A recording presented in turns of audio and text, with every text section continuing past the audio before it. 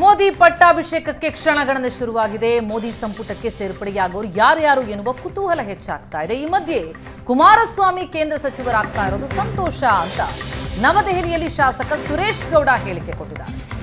ತುಮಕೂರು ಜಿಲ್ಲೆಯಲ್ಲಿ ಈವರೆಗೂ ಯಾರೂ ಮಂತ್ರಿಯಾಗಿಲ್ಲ, ಹಾಗಾಗಿ ಸೋಮಣ್ಣ ಮಂತ್ರಿಯಾಗಬೇಕೆಂಬುದು ನಮ್ಮ ಅಪೇಕ್ಷೆ. ಕುಮಾರಸ್ವಾಮಿ ಮೈತ್ರಿ ಪಕ್ಷಗಳ ಗೆಲುವಿಗೆ ಕಾರಣೀಕರ್ತರು. ಇನ್ನು ಮುಂದೆ ಬಿಜೆಪಿ ಜೆಡಿಎಸ್ ಮೈತ್ರಿ ಶಾಶ್ವತವಾಗಿರುತ್ತೆ ಅಂತ ಅಭಿಪ್ರಾಯ ವ್ಯಕ್ತಪಡಿಸಿದ್ದಾರೆ.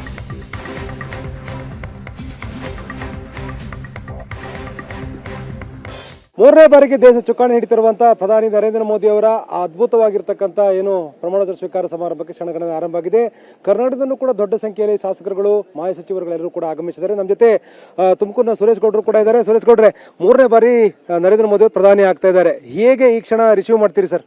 ಬಹಳ ಇದೊಂದು ಅಮೃತ ಕ್ಷಣ. ಭಾರತೀಯ ಜನತಾ ಪಕ್ಷಕ್ಕೆ ನರೇಂದ್ರ ಮೋದಿ ಅವರು ಮೂರನೇ ಬಾರಿ ಆಗ್ತಿರುವಂಥದ್ದು ಇದೊಂದು ಅಮೃತ ಕ್ಷಣ. ದೇಶದ ಜನ ಇದನ್ನು ಸಂತೋಷ ಪಡ್ತಿದ್ದಾರೆ.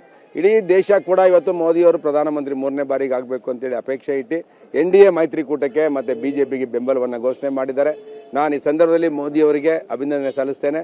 ಮತ್ತು ಈಗ ಹೊಸ ಯುಗ ಏನು NDA ಜೊತೆ BJP ಅಲಯನ್ಸ್ ಮಾಡಿ ಒಂದು ಸರ್ಕಾರ ರಚನೆ ಮಾಡ್ತಿರೋದ್ರಲ್ಲೂ ಕೂಡ ಸಾಕಷ್ಟು ವಿಶ್ವಾಸ ಮತ್ತು ಬದ್ಧತೆಯನ್ನು ಇಟ್ಕೊಂಡು ನಮ್ಮ ಪಕ್ಷ ಕೆಲಸ ಮಾಡುತ್ತೆ. ದೇಶದ ಒಂದು ಪ್ರಜಾಪ್ರಭುತ್ವವನ್ನು ಇಡೀ ವಿಶ್ವದಲ್ಲೇ ದೊಡ್ಡ ಪ್ರಜಾಪ್ರಭುತ್ವ ರಾಷ್ಟ್ರ ಭಾರತ ದೇಶ. ಭಾರತೀಯ ಮತದಾರರು ಕೂಡ ಒಂದು ವಿಭಿನ್ನವಾದ ಒಂದು ಜನಾದೇಶವನ್ನು ಕೊಟ್ಟಿದ್ದಾರೆ. ಅದನ್ನು ಸ್ವಾಗತ ಮಾಡಿದ್ದೇವೆ. ಮತ್ತು ಕರ್ನಾಟಕದಲ್ಲೂ ಕೂಡ HD ಕುಮಾರಸ್ವಾಮಿ ಅವರು ಸಚಿವರಾಗ್ತಿರುವಂಥದ್ದು ಬಹಳ ಸಂತೋಷದ ಸಂಗತಿ. ಅವರೊಂದು ಹೋರಾಟಗಾರರಾಗಿ ದೇವೇಗೌಡಜಿಯವರು ಕೂಡ ಈ ಇಳಿ ವಯಸ್ಸಿನಲ್ಲಿ ಹೋರಾಟ ಮಾಡಿ BJPಯ ಒಂದು ಗೆಲುವಿನ ಒಂದು ರೂವಾರಿಗಳು ಕೂಡ ಆಗಿದ್ದಾರೆ.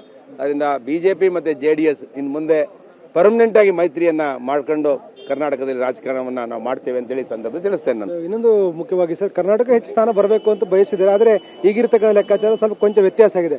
ಸಿಗ್ತಾ ಇರುವಂತ ಮಂತ್ರಿಮಂಡಲದ ಬಗ್ಗೆ ನಿಮಗೆ ಅನಿಸುತ್ತೆ ಸರ್? ನನಗೆ ಇವತ್ತು ನಮಗೆ ತುಮಕೂರು ಜಿಲ್ಲೆಯಲ್ಲಿ ಸ್ವಾತಂತ್ರ್ಯ ಬಂದಾಗಲಿಂದಲೂ 75 ವರ್ಷದ ಸ್ವಾತಂತ್ರ್ಯದ ಇತಿಹಾಸದಲ್ಲಿ ತುಮಕೂರು ಜಿಲ್ಲೆಗೆ ಯಾರೂ ಕೂಡ ಕೇಂದ್ರದ ಮಂತ್ರಿಗಳಾಗಿಲ್ಲ. ನಮಗೊಂದು ಅಪೇಕ್ಷೆ ಇದೆ, ಸೋಮಣ್ಣವರು ಮಂತ್ರಿ ಆಗಬೇಕು ಅನ್ನೋದು ನಾವೆಲ್ಲರೂ ಬಯಸಿದ್ದೇವೆ.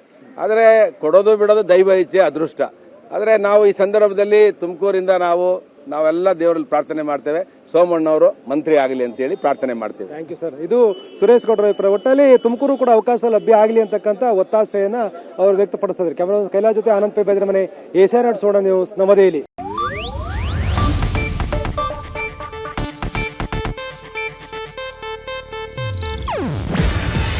ಇದು ಏಷ್ಯಾನೆಟ್ ನ್ಯೂಸ್ ನೆಟ್ವರ್ಕ್ ಪ್ರಸ್ತುತಿ.